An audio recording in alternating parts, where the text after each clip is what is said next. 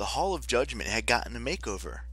The golden scales still dominated the room, but they had been fixed.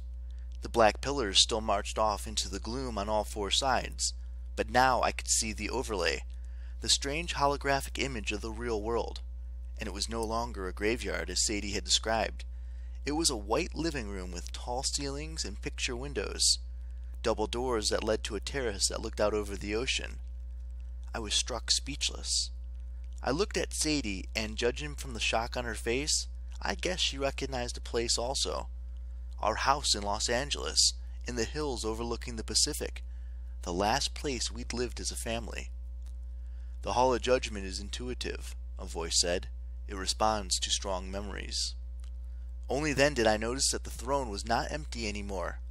Sitting there, with Amit the Devourer curled at his feet, was our father.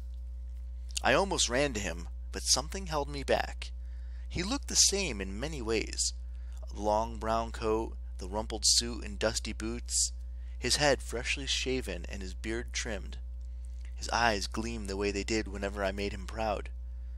But his form shimmered with a strange light. Like the room itself, I realized.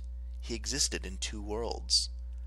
I concentrated hard, and my eyes opened to a deeper level of the duat. Dad was still there, but taller and stronger, dressed in the robes and jewels of an Egyptian pharaoh. His skin was dark shade of blue, like the deep ocean. Anubis walked over and stood at his side, but Sadie and I were a little more cautious. "Well, come on," Dad said. "I won't bite." Amit the Devourer growled as we came close, but Dad stroked his crocodile head and shushed him. "These are my children, Amit. Behave." Dad?" I stammered. Now, I want to be clear.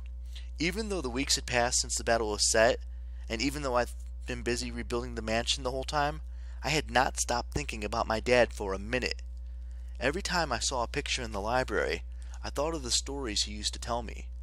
I kept my clothes in a suitcase in the bedroom closet because I couldn't bear the idea that our life traveling together was over.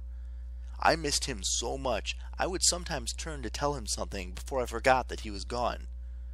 In spite of all that, and all the emotion boiling around inside me, all I could think of to say was, "You're blue." My dad's laugh was so normal, so him, that it broke the tension. The sound echoed through the hall, and even Anubis cracked a smile. "Goes with the territory," Dad said. "I'm sorry I didn't bring you here sooner, but things have been—" He looked at Anubis for the right word. "Complicated," Anubis suggested.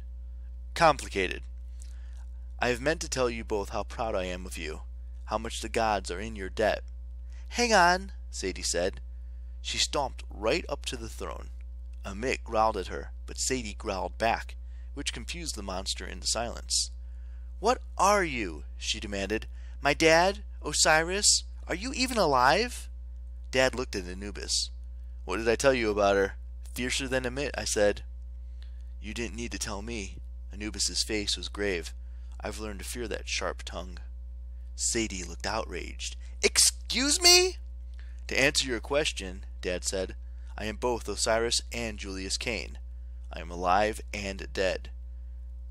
Though the term recycled might be closer to the truth. Osiris is the god of the dead, and the god of new life. To return him to his throne, you had to die," I said. "You knew this is going into it. You intentionally hosted Osiris, knowing you would die." I was shaking with anger. I didn't realize how strongly I'd felt about it, but I couldn't believe what my dad had done. "This is what you meant by making things right?"